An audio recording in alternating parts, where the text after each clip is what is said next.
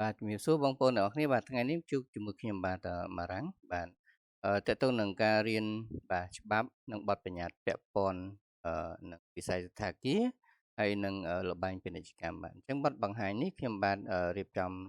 តែផ្ទាល់ដើម្បីចុះទៅជួបនៅផ្នែកខាងសន្តាគារហើយនឹងតើតើនឹងលបែងពាណិជ្ជបាទអញ្ចឹងនៅក្នុងសន្តាគារបាទផ្នែកទី1បាទវិស័យសន្តាគារចំណូលនិងចំណាយបាទសួរថាតើ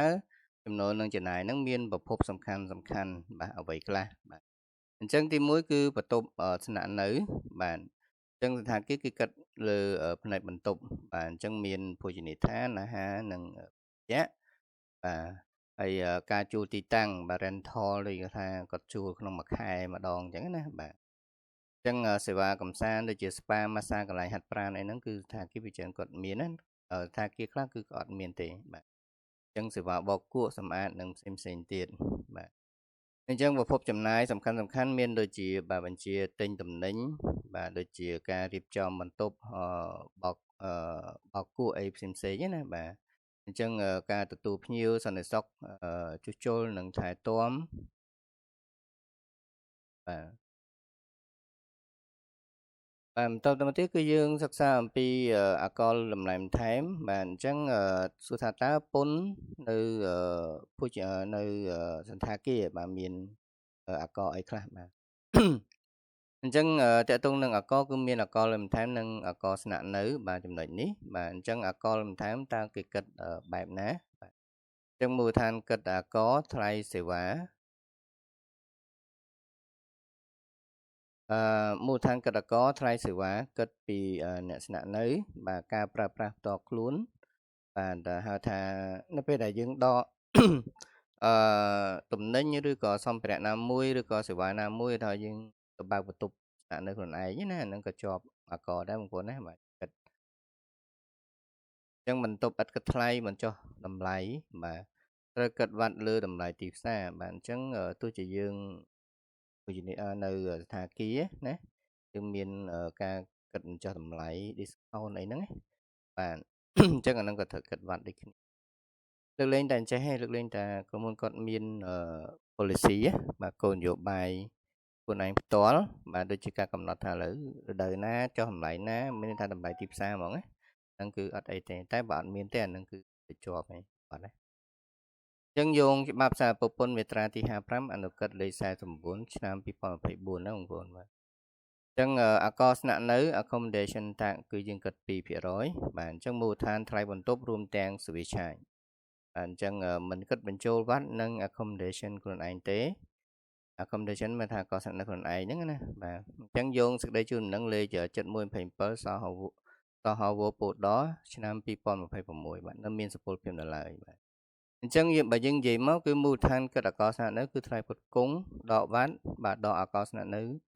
ឯងចេញអញ្ចឹងយើងមកនិយាយអំពីអាករបំភ្លឺសាធារណៈនិងពន្ធបង្កប់បាទអញ្ចឹងអាករសាធារណៈហ្នឹងសួរថាតើវាគិតទៅលើ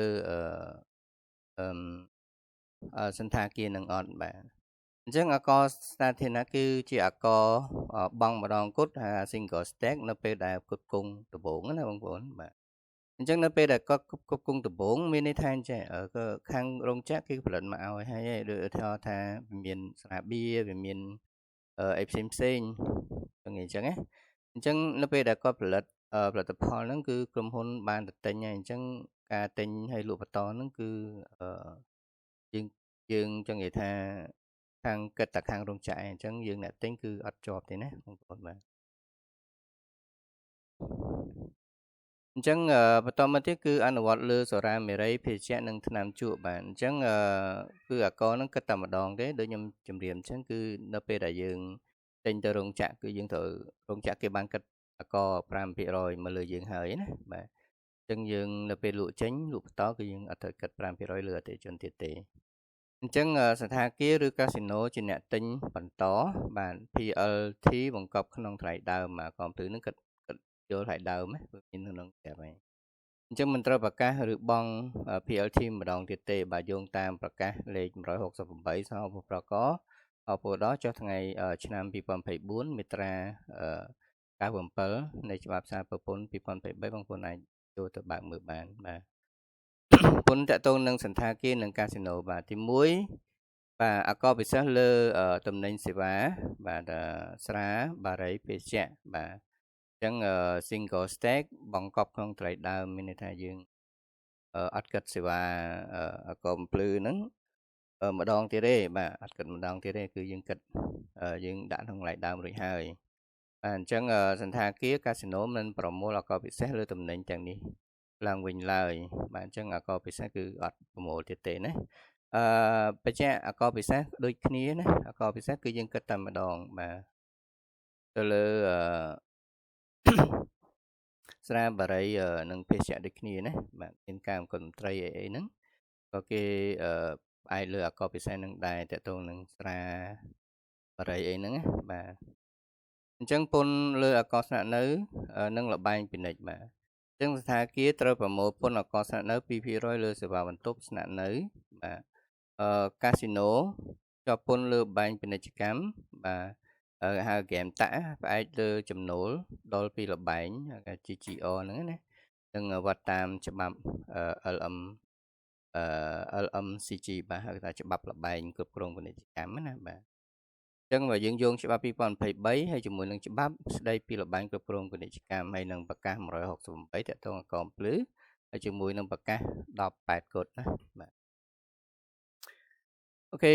បន្តមកយើងនិយាយអំពីពន្ធកាត់ទុកថាពន្ធកាត់ទុកតើសន្តាគារជាប់លើអីខ្លះបាទពន្ធកាត់ទុកតាមប្រភេទចំណូលបាទអញ្ចឹងវាមានជាសេវាកម្មសួយសារការប្រាក់ហើយសួយសារការប្រាក់ហ្នឹងគឺគិតបើឥឡូវច្បាប់ទៅចេញដែរណាច្បាប់ទៅចេញទៅសេវាកម្មសួយសារហ្នឹងគឺយើងគិត15អញ្ចឹងណាបាទក៏ប៉ុន្តែដោយសារច្បាប់ចេញក្រោយហ្នឹងគេហៅសេចក្តីណែនាំណាចំពោះអ្នកជាប់ពន្ធដូចគ្នាគឺអត់ត្រូវបង់ទេបើតែមានចេញកែបែបត្រឹមត្រូវគឺអត់មានជាប់កាត់ទុកទេណាពីមុនគឺទៅជាប់ហើយអញ្ចឹងផ្នែកសេវាកម្មសួយសារការប្រាក់ 14% អានិវាសនជនបើសិនជាអត់មានវិក័យប័ត្រអីត្រឹមត្រូវទេណាគឺជាប់ 14% បាទការជួលអចលនទ្រព្យគឺ 10% បាទអ្នកជាប់ពន្ធពិសេសបាទនិវាសនជនបាទការជួលអនុជាទ្រព្យអីហ្នឹងគឺ10%ណាបាទអញ្ចឹងការជួលបង់ទៅឲ្យអនុវិសនជនគឺ14អញ្ចឹងបើយើងជួលបង់ទៅឲ្យបុគ្គលធម្មតាគឺតែ10%ទេការបរិច្ឆេទបង់និងបង់ពន្ធកាត់ទុកគឺយឺតបំផុតគឺថ្ងៃ25អានេះតាក់តាម e-filing បាទតាក់តាមដៃគឺថ្ងៃ20ឯងបាទអញ្ចឹងសរុបកាតព្វកិច្ចពន្ធប្រចាំខែវិស័យសន្តាគារបាទអញ្ចឹងវាមានទាំងអស់គឺវត្ត 10% បាទអក12% បាទពន្ធកាត់ទុក10ទៅ 15% បាទ prepayment profit 1% ហើយប្រចាំឆ្នាំដូចគ្នាណាយើងក្នុងហ្នឹងយើងអត់បានដាក់ដោយសារយើងផ្ដោតទៅលើសន្តាគារបាទលម្អិតនៅមានទៀតអញ្ចឹងប្រចាំឆ្នាំគឺ20%ដែលយើងត្រូវបង់ណាទូទាត់ជាមួយនឹង 1% ហ្នឹងបាទអញ្ចឹងអកអំភ្លឺអកពិសេសគឺបង្កប់នៅក្នុងថ្លៃដើមហើយបាទតកតងនឹងបាទសន្តាគារក៏យើងមាន QIP ណាមានថារំដាប់ផ្កាយ4ឡើងទៅផ្កាយ5គឺអាចស្នើសុំ QIP នៅការនាំចូលបាទអញ្ចឹងនិយមន័យ QIP គឺជា Qualified Investment Project បាទគម្រោងវិនិយោគមានសម្បត្តិគ្រប់គ្រាន់គោលលោកគម្រោងដែលទទួលបានការអនុញ្ញាតពី CDC ឬអនុគណៈកម្មការវិនិយោគរាជធានីខេត្តបាទដោយទទួលបានវិញ្ញាបនបត្រចុះបញ្ជីជាគោលលោកបាទអញ្ចឹងមូលដ្ឋានបាទមូលដ្ឋានច្បាប់វាគឺច្បាប់ស្ដីពីវិនិយោគឆ្នាំ2021បាទ Law on Investment 2021ណាបងប្អូនអាចចូលទៅមើលតាម website គឺមានណាបាទណាបាទហើយអនុក្រឹត្យ139បាទការអនុវត្តច្បាប់ស្ដីពីការវិនិយោគមួយប្រភេទ QIP មាន3ប្រភេទបាទយើងទី1 domestic QIP ផ្គត់ផ្គង់ទីផ្សារក្នុងស្រុកអាហ្នឹងក៏យើងចំណាំដែរបងប្អូនណាព្រោះស្ថាគារពី export QIP នាំចេញទាំងស្រុងដោយផ្នែកបាទ3 supporting industry QIP ឧស្សាហកម្មគ្រប់គ្រងបាទ ចឹងមិនមែនគ្រប់វិស័យទទួលបាន QIP ទេអញ្ចឹងគេមានហៅថា list link បញ្ជីអវិជ្ជមាននៅក្នុងបកសម្ព័ន្ធបងប្អូនអាចចូលទៅមើលនៅក្នុងច្បាប់វិនិយោគ2021ហើយនឹងអនុក្រឹត្យលេខ139ណាហ្នឹងខាងក្រសួងបងប្អូនបាទចឹងខ្ញុំអត់បានលើកបញ្ជាក់ទេបងប្អូនអាចចូលទៅមើលឬក៏ search តាមអនឡាញបន្ថែមទៀតបាទ QIP ការលើកទឹកចិត្តពន្ធដារដោយជាមូលដ្ឋានបាទជំរើសទី1លើកលែងពន្ធលើប្រាក់ចំណូលអញ្ចឹងបើយើងទទួល QIP យើងទទួលបានពន្ធលើប្រាក់ចំណូលបាទរយៈពេលវាមានក្រុមណាក្រុមទី1បច្ចេកវិទ្យាខ្ពស់គឺ9ឆ្នាំណាបងប្អូនអញ្ចឹងក្រុមទី2បច្ចេកវិទ្យាមធ្យមគឺ6ឆ្នាំហើយក្រុមទី3បច្ចេកវិទ្យាទាបគឺ3ឆ្នាំពីច្រើនអូតែលរបស់យើងហ្នឹងគឺតែ3ឆ្នាំទេបងប្អូនណាបាទយើងលើកលែងពន្ធបច្ចុប្បន្ន3ឆ្នាំពេលមានចំណូលអញ្ចឹងQIP ថ្មីហ្នឹងគឺស្រួលគិតអត់ដូចQIP ចាស់ដែលស្មុគស្មាញមានឆ្នាំកន្លឹះមានឆ្នាំលើកលែងហើយអត្ថភាពហ្នឹងអត់ដូចគ្នាពីបន្ទាប់ពីផុតរយៈពេលអត្រាថយចុះបាទអញ្ចឹង75ពីឆ្នាំដំបូង50ហើយនឹង25មានន័យថាឆ្នាំទី1ហ្នឹងគឺគាត់ឲ្យយើងអត្រា20%ប្រចាំឆ្នាំទៅបង់ណាគឺនៅពេលដែលយើងទទួលបានការលើកលែងហ្នឹងផុតពីការលើកលែង3ឆ្នាំហ្នឹងគឺយើងទទួលបានអត្រាថយចុះណាគឺមានន័យថាយើងបង់តែ20%ឆ្នាំទី1បន្ទាប់មកឆ្នាំទី2 50ហើយឆ្នាំទី3យើងបង់តែ75ទេហើយឆ្នាំបន្ទាប់ហ្នឹងគឺយើងបង់ធម្មតាណាលើកលែងប្រាក់រំដោះ1%ក្នុងឡងពេលលើកលែងហ្នឹងបាទលើកលែងពន្ធអបមាត្រូវមានសវនកម្មឯករាជ្យបាទអញ្ចឹងយើងត្រូវមានសវនកម្មឯករាជ្យសម្រាប់លើកលែងអបមាអញ្ចឹងពន្ធអបមាហ្នឹងគឺយើងធៀបជាមួយ20%ហ្នឹងថាមួយណាធំជាងយើងយកមួយហ្នឹងណាអញ្ចឹងជំរើសទី2ការកាត់កងចំណាយពិសេសបាទចំណាយពិសេសហ្នឹងចំណាយគេបាទរំលោះពិសេសនៃថ្លៃដើមមូលធនសរុបអញ្ចឹងចំណាយពិសេសហ្នឹងតកតងនឹងការរំលោះពាក់ព័ន្ធនឹងអាសិតរបស់យើងទៅពេលដែលរំលោះអាសិតយើងគឺគេពិសេសហ្នឹងគឺយើងឲ្យរំលោះត្រឹមតែ40%ទេបាទអញ្ចឹងយើងចំណេញ60ណា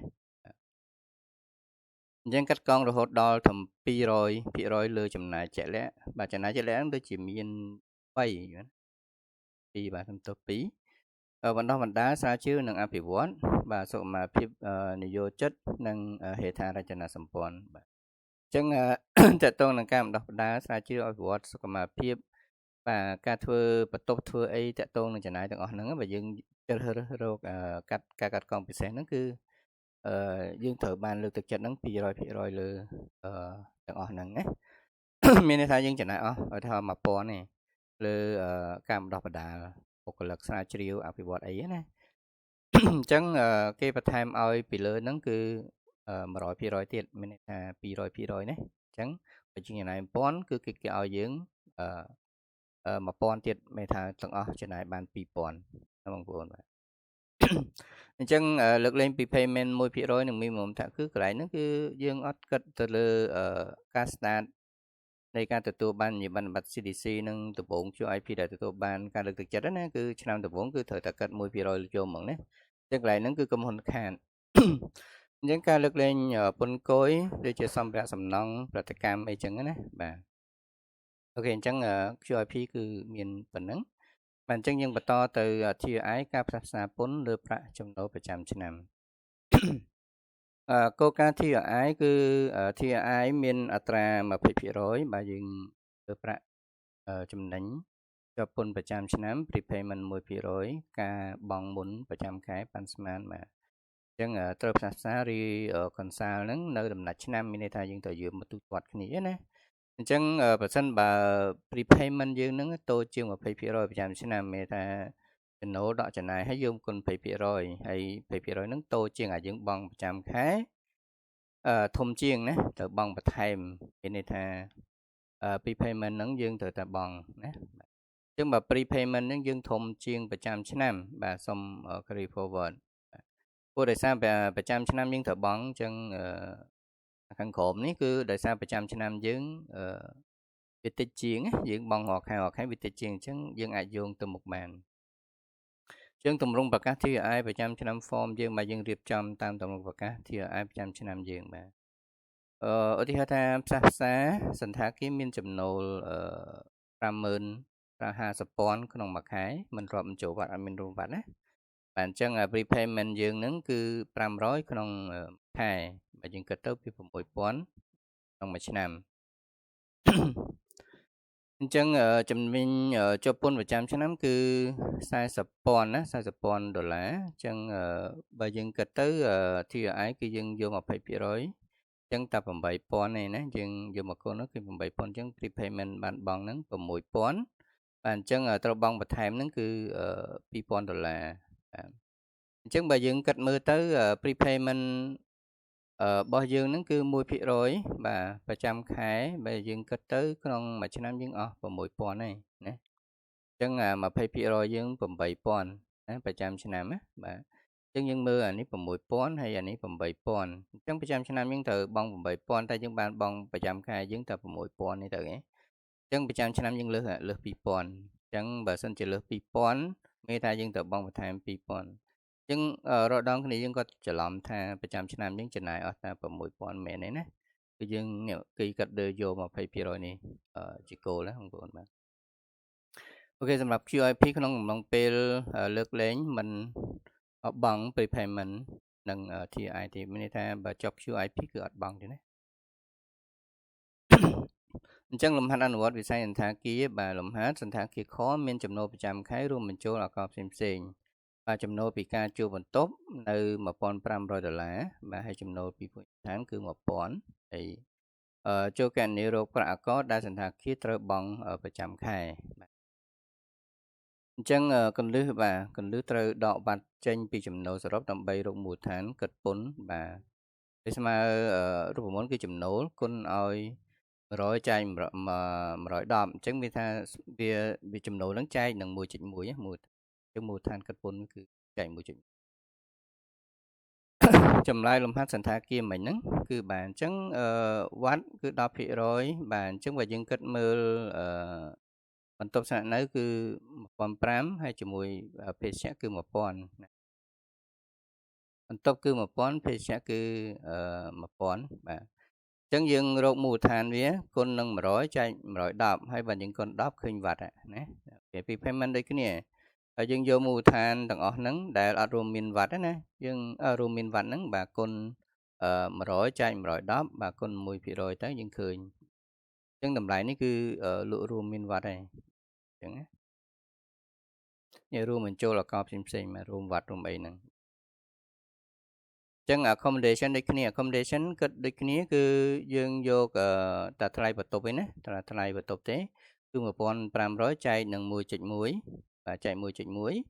ចែកឲ្យ 1.02 ហើយគុណ 2% បាទឃើញអាករស្នាក់នៅហើយសរុបមកគឺយើងយកវត្តទាំងអស់យកអាករទាំងអស់ហ្នឹងបូកបញ្ចូលគ្នាមកគឺយើងទទួលបាននៅការបង់ពន្ធយើងអញ្ចឹង1,500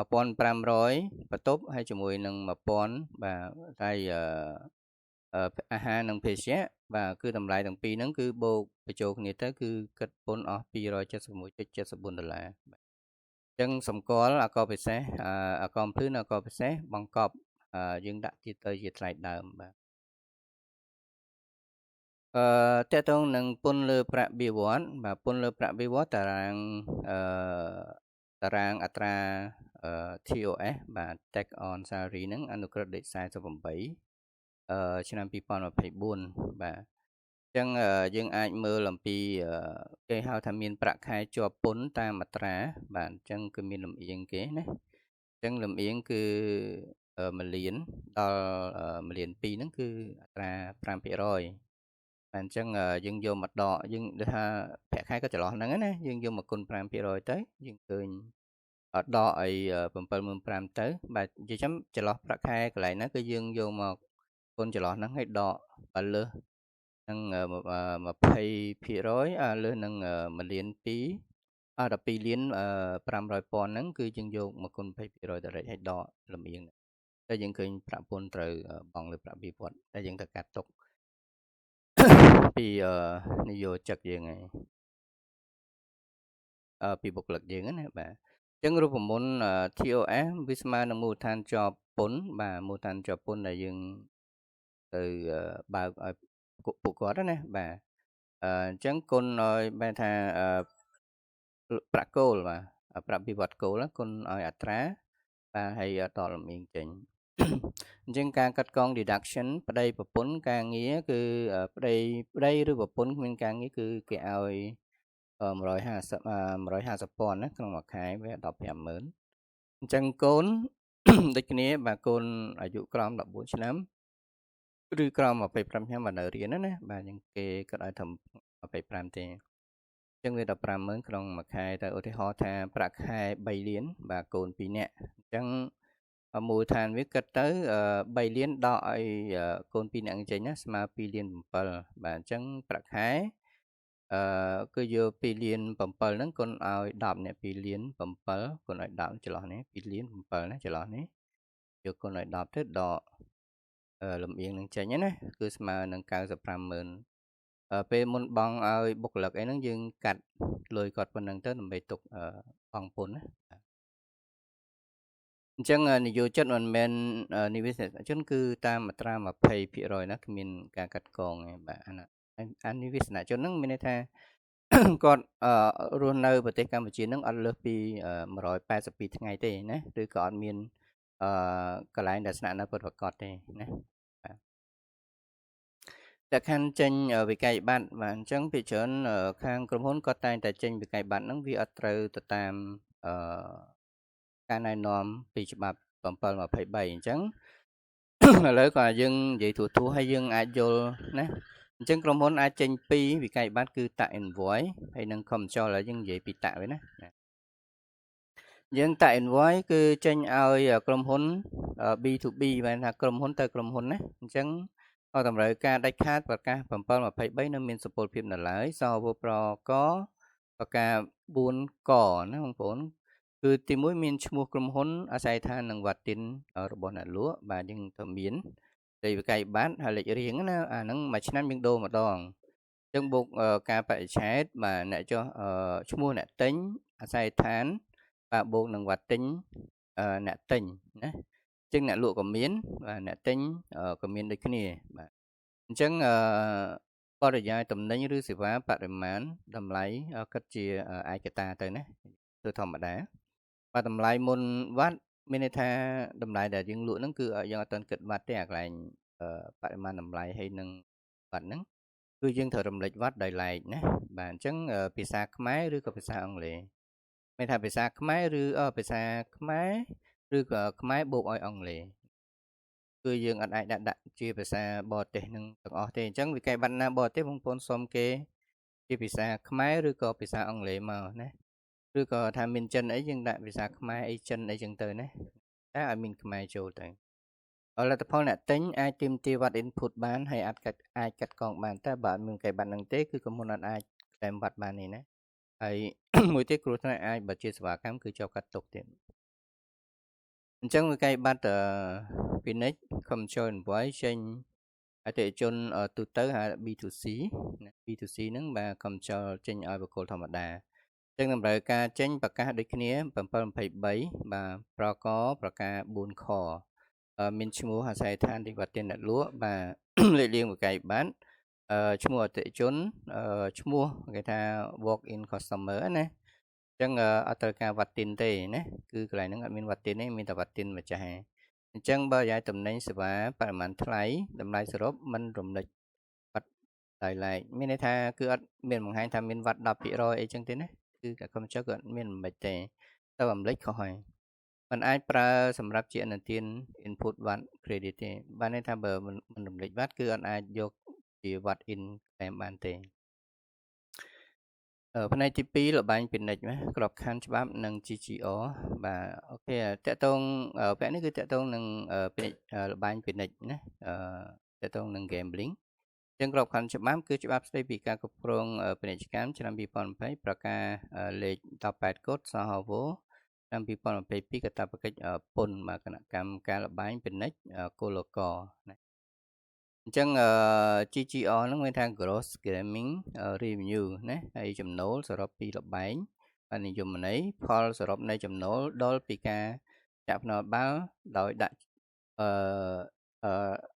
ដក ប្រាក់ឈ្នះទូទៅដល់ភ្ញៀវណារួមមកសម្រាប់តលបែងយូរទៅយើងគិតតែពីរទេបងប្អូនណាដោយសារយើងជួបជាក់ស្ដែងគឺមានតែពីរទេគឺអត់មានជាលបែងស៊ីសងអីនៅខាងក្រៅអីចឹងយើងអត់មានណាគឺមានលបែងទូទៅមានតុកហើយនឹងម៉ាស៊ីនណាអញ្ចឹង GGR នោះសារពើភ័ណ្ឌចុងបូកអនន្ទានបូកទម្លាក់សារពើភ័ណ្ឌដើមបូកឲ្យ fill ណាបាទអញ្ចឹងខាងផ្នែកកាស៊ីណូគឺគាត់ដឹងច្បាស់កន្លែងហ្នឹងណាបាទរូបមន្តសម្រាប់ម៉ាស៊ីនលបែងគឺកាត់តែពីរទេគឺទម្លាក់ហើយនឹងកាត់បន្ថយអាហ្នឹងបាទអញ្ចឹងសម្រាប់ម៉ាស៊ីនណាបាទអញ្ចឹងគឺមានពីរហ្នឹងបងប្អូនអ្នកជំនាញនៅកាស៊ីណូបងប្អូនអាចដឹងឯណាព្រោះនៅខាងពុនណាគឺគេតម្រូវតែចំណូលពីរហ្នឹងណាចំណូលពីរហ្នឹងអញ្ចឹងបងប្អូនគាត់តែរៀបចំចំណូលពីរហ្នឹងដែលត្រូវបង់ទៅគោលករហ្នឹងគឺចំណូលដែលបង់គោលករហ្នឹងគឺចំណូលហ្នឹងគឺដូចគ្នាណាទៅនឹងការបង់ពន្ធដូចគ្នាគាត់ថាវិធីសាស្ត្រគណនាណាបង់ពន្ធគឺគេមានវិធីសាស្ត្រគណនាទៀតឃើញហ៎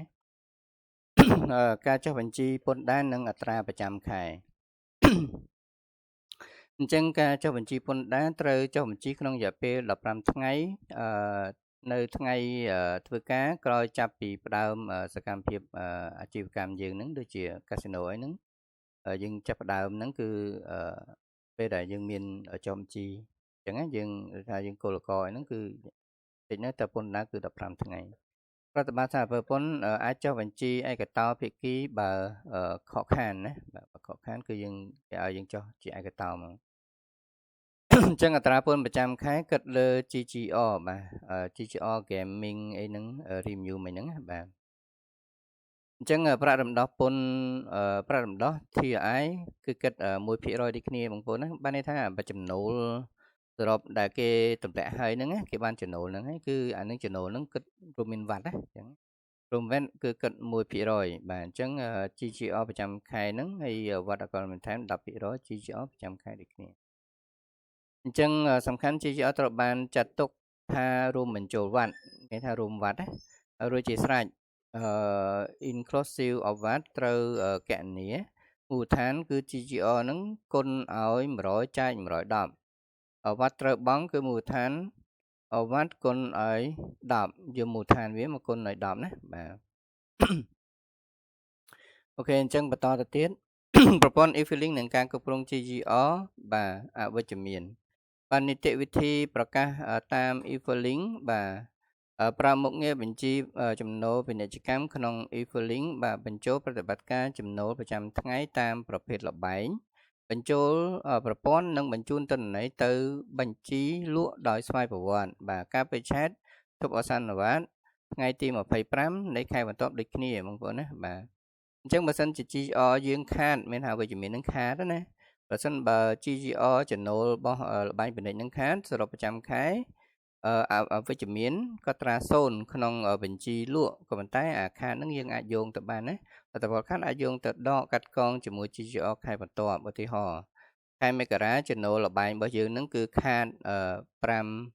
អញ្ចឹងប្រកាសយើង0ទេណាប្រចាំខែណាហើយខែកុម្ភៈខែបន្ទាប់មកយើងយក GGR យើងហ្នឹងគឺយើងចំណូលបាន20,000ណា20,000 20,000អញ្ចឹងប្រកាសយើងដក500ចេញទៅយើងត្រូវប្រកាសតែ15,000ទេយើងដក500ចេញហើយអូខេអញ្ចឹងសកម្មភាពមិនមែនលបែងនិងកាតព្វកិច្ចអនុលោមភាពបាទសកម្មភាពមិនមែនលបែង non gaming ណាមិនមែនលបែងគឺសន្តាគារភូមិឋានក្រៅអូខេអញ្ចឹងទៅណាត្រូវជាប់ពន្ធតាមច្បាប់សារពន្ធទូទៅបាទពន្ធលើប្រាក់បៀវត្សពន្ធកាតុកបាទអកវត្តអកលបន្ថែមអកស្នាក់នៅបើមានសន្តាគារណាអកពិសេសនិងអកពិសេសអកពលិសាធារណៈជាពន្ធបង្កប់បែរថាយើងគិតនៅក្នុងថ្លៃដើមយើងមិនប្រកាសឡើងវិញទេណាអាចដាក់លិខិតប្រកាសរួមគ្នាបានបើអត្រាពន្ធដូចគ្នាបែរថាយើងអាចដាក់រួមនៅក្នុង e-filing យើងតែមួយណាប្រកាសរួមគ្នាណាអនុលោមនឹងការរក្សាទុកឯកសារគឺរបាយការណ៍សកម្មកម្មឯករាជ្យឆ្នាំប្រចាំឆ្នាំគឺយើងត្រូវដាក់ជូនទៅគោលករបាទអញ្ចឹងប្រចាំឆ្នាំគឺយើងត្រូវដាក់ចូលទៅរោងសកម្មកម្មនៅអាកាណាយើងជូនទៅគោលកររក្សាទុកបញ្ជីនឹងរក្សាឯកសារនឹង10ឆ្នាំ ចឹងការមិនគោរពតាមពិន័យជាប្រាក់ឬទណ្ឌកម្មរដ្ឋបាលបាទចឹងកាតព្វកិច្ចដាក់របាយការណ៍ហិរញ្ញវត្ថុនៅ GDT និងអាការនៅកោសណាបាទអញ្ចឹងអាការនៅកោសនិយតកនិងសំណាក់កម្មមកមូលដ្ឋានច្បាប់គឺច្បាប់គណនេយ្យនិងសំណាក់កម្ម2016យើងយកណានឹងត្រូវដាក់របាយការណ៍ហិរញ្ញវត្ថុប្រចាំឆ្នាំទៅនៅកោសបាទអញ្ចឹងនៅកោសនេះយតកកណីនិងសំណាក់កម្មបាទខ្ញុំក៏ពិបាកចាំដែរណាគាត់ថាដឹងថានៅកោសអាការណាបាទអញ្ចឹងមិនតន់សំណាក់កម្មគឺមិនតន់សំណាក់កម្មហ្នឹងមិនថាមិនរងសំណាក់កម្មហ្នឹងបាទអញ្ចឹងត្រឹមតែទី20មេសាបាទ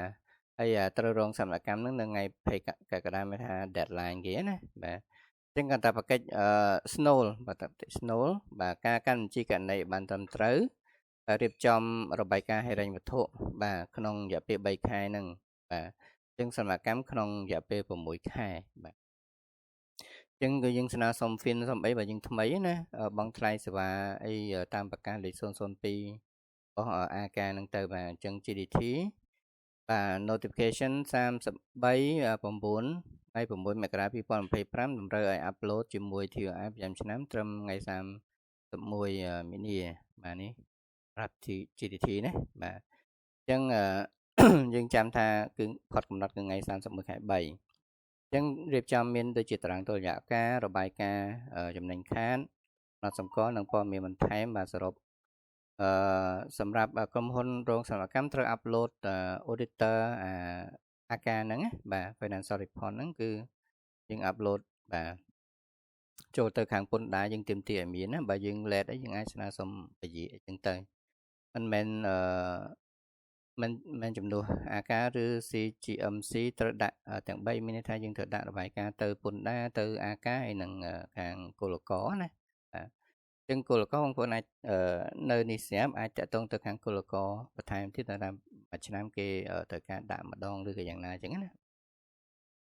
អញ្ចឹងតើតើគោលករណ៍របាយការណ៍សម្រាប់កម្មសម្រាប់កាស៊ីណូបាទមូលដ្ឋានច្បាប់និងការបរិច្ឆេទច្បាប់គ្រប់គ្រងលបែងពាណិជ្ជកម្មឆ្នាំ2020មាត្រាទី48 55 56 57សេចក្តីជូនដំណឹងលេខ001 26គោលករណ៍បាទថ្ងៃ2មករា2026ការបរិច្ឆេទបាទកាស៊ីណូគឺយើងត្រូវដាក់ថ្ងៃទី15ខែកក្កដា2026ណាបាទជាងលបែងផ្សងសំណាងអីហ្នឹងថ្ងៃ31មីនា2026បាទអញ្ចឹងយើងត្រូវធ្វើឲ្យរបាយការណ៍ឲ្យបានមុនសម្រាប់អាការហើយបានយើងយកទៅដាក់កាស៊ីណូអញ្ចឹងទៅលបែងផ្សងសំណាងណាថ្ងៃ31ខែ3អញ្ចឹងបងប្អូនដែលកាន់នៅកាស៊ីណូគាត់ដឹងអាចតាក់ទងទៅគោលករណ៍ទៅណាដើម្បីសួរនាំបន្ថែមទៀតបាទឯកសារតម្រូវសំខាន់ឧបសម្ព័ន្ធមួយបាទ audit financial អានេះគាត់ថាខ្ញុំសរសេរទូតាក់ទងតម្រូវការគេត្រូវការគេលោវាត្រូវចំណុចតែបងប្អូនទៅរៀបចំទៅខាងកាស៊ីណូណាបាទខាងលបែងពាណិជ្ជបាទ CGMC ហ្នឹងបាទ management letter បាទហើយ working trial balance internal audit report បាទunaudit financial bond statement ណាអញ្ចឹងវាជា PDF ឬក៏ Excel បាទ Generator អញ្ចឹងទៅបាទអញ្ចឹងរបាយការណ៍ឆ្នាំចាញ់ប្រចាំថ្ងៃឯកសារប្រតិបត្តិប្រចាំថ្ងៃណាបាទអញ្ចឹង Dropbox អីហ្នឹងបាទអញ្ចឹងfinancial report អីហ្នឹងគឺយើងដឹងហើយវា balance sheet income statement cash flow ណាស្អីគេcapital ហៅថា capital របស់ម្ចាស់ពាក្យហ៊ុនហ្នឹងណាបាទ4ហ្នឹងអីចឹងទៅបាទអញ្ចឹងឯកសារប្រវត្តិប្រចាំថ្ងៃគឺ Dropbox fail credit អីហ្នឹងបាទអញ្ចឹងត្រូវមានចុះហត្ថលេខាប្រថាប់ត្រាពីក្រុមហ៊ុនដាក់តាម USB ឬក៏ Telegram អីចឹងទៅណាបាទ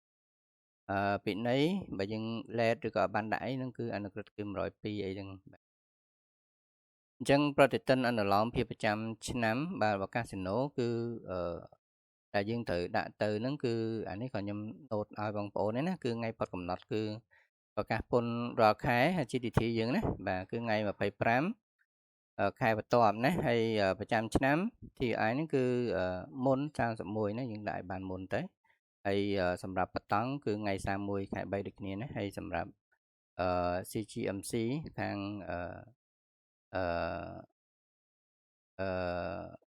លបែងណាគឺថ្ងៃ31បាទសំទោសហើយអាការគឺថ្ងៃ20ណាមិនទាន់រងសវនកម្មណាមិនទាន់រងសវនកម្មហើយថ្ងៃទី15កក្កដានេះខាងលបែងនឹងដូចគ្នាគឺសម្រាប់ឯកសារ audit ណាចឹងថ្ងៃ15អញ្ចឹងមករាកក្កដាថ្ងៃ20ហ្នឹងអញ្ចឹងaudit សម្រាប់អាការគឺថ្ងៃ20ណាត្រូវរងសវនកម្មដូចជាស្ថានភាពយើងហ្នឹងគឺឲ្យបានមុនថ្ងៃ20អញ្ចឹងទៅយ៉ាងនេះ note ចំណាំណាតើមកក្រុមហ៊ុនកាស៊ីណូត្រូវដាក់របាយការណ៍ទៅ3ស្ថាប័នបាទអញ្ចឹង GDT AK លបែងពាណិជ្ជណាយើងអត់អាចដាក់ទៅមួយណាមួយបានទេណាកាលណាតែដាក់តែមួយគឺយើងពិន័យលំហាត់អនុវត្តលបែងពាណិជ្ជបាទលំហាត់គឺកាស៊ីណូកូមាន GGR ប្រចាំខែមករាគឺ$100,000គឺ exclusive VAT អញ្ចឹងចូលគណនា prepayment 1% ត្រូវបង់ហើយនឹង 10% សរុបត្រូវបង់ប្រចាំខែបាទចម្លើយបាទអញ្ចឹងនៅក្នុងហ្នឹងគឺ inclusive ហ្នឹងមានថារួមមាន VAT ហ្នឹងគឺ 1% គឺយើងត្រូវរកមូលដ្ឋានវាយើងចែក 1.1 ហើយគុណឲ្យ 1% ណាអញ្ចឹង 100,000 ហ្នឹងគុណឲ្យ100ចែកឲ្យ110ប្រាក់ពន្ធត្រូវបង់ 1% ណាអញ្ចឹងវត្តដូចគ្នាយើងរកមូលដ្ឋានវាតម្លៃរួមមានវត្តទាំងអស់ហ្នឹងគឺគុណ100ចែក110គឺគុណឲ្យ 10% ស្មើប៉ុណ្ណេះណាអញ្ចឹងសរុបមកគឺត្រូវបង់គឺ$10,000 ទៀតអញ្ចឹង100,000គឺត្រូវបង់10,000អូខេ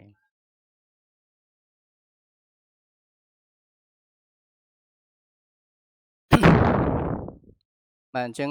យើងដល់ទីបញ្ចប់ហើយក៏សូមអរគុណបងប្អូនដែលបានយកទៅដាក់តាមដានអំពីការធ្វើបទបង្ហាញនេះហើយបើមានកន្លែងខុសឆ្គងបាទក៏សូមខន្តីអភ័យទោសហើយមានចំណុចណាអាចកែតម្រូវឲ្យខ្ញុំបានគឺខ្ញុំនឹងកែឡើងវិញបើសិនជាមានចំណុចណាដែលខ្វះខាតសូមអរគុណខ្ញុំបានម៉ារាំងបាទជម្រាបលាបាទបាយបាយ